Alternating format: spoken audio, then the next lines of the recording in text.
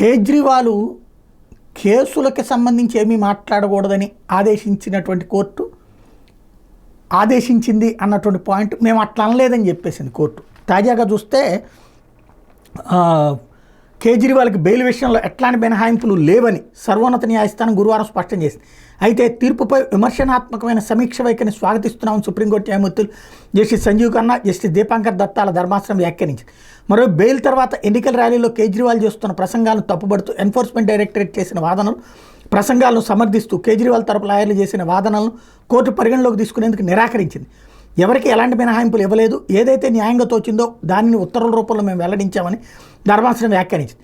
ఓటర్లు ఆమ్ ఆద్మీ పార్టీకి ఓటేస్తే జూన్ 2వ తేదీన తాను మళ్లీ జైలుకు వెళ్లాల్సిన అవసరం రాదని ఎన్నికల ర్యాలీలో కేజ్రీవాల్ చెప్తున్నారు. ఆయనపై చర్యలు తీసుకోండి అని ఈడీ తరపున సొలిసిటర్ జనరల్ తుషార్ మెహతా కోరారు. దీని మీద కోర్టు అదంతా ఆయన ఊహ మాత్రమే, ఈ విషయంలో మేము ఇకపై ఏమీ చెప్పదలుచుకోలేదని ఈడీ అభ్యర్థనను కోర్టు తోసిపుచ్చింది.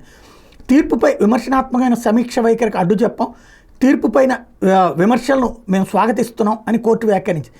ఆయన ఏ రోజున లొంగిపోవాలనేది మా ఉత్తర్వులో స్పష్టంగా ఉంది. ఇది స్వయంగా సుప్రీంకోర్టు ఇచ్చిన ఆర్డరు. ఈ ఉత్తర్వు ద్వారానే చట్టం అమలవుతుందని కోర్టు చెప్పింది. సొంత ఊహలతో బెయిల్ షరతులను ఆయన ఉల్లంఘిస్తున్నారు, ఆయన ఏం చేద్దామనుకుంటున్నారు, వ్యవస్థకు చెంపపెట్టుగా ఆయన వ్యవహరిస్తున్నారు సొలిసిటర్ జనరల్ ఆరోపించారు. ఆయన జూన్ 2వ తేదీన తప్పకుండా లొంగిపోవాల్సిందే. అయితే ఈ కేసు గురించి ఆయన మాట్లాడొచ్చు అని కానీ, ఇది అసలు పాయింట్, ఈ కేసు గురించి ఆయన మాట్లాడచ్చని కానీ మాట్లాడకూడదని కానీ మేము బెయిల్ ఉత్తర్వులో పేర్కోలేదు, అంటే ఆయనకి ఫ్రీ హ్యాండ్ ఇచ్చేసింది అని సుప్రీంకోర్టు ఇప్పుడు వివరించిందనమాట. సుప్రీంకోర్టులో కేజ్రీవాల్కి ప్రత్యేక ట్రీట్మెంట్ జరిగినట్టు అనిపిస్తోంది.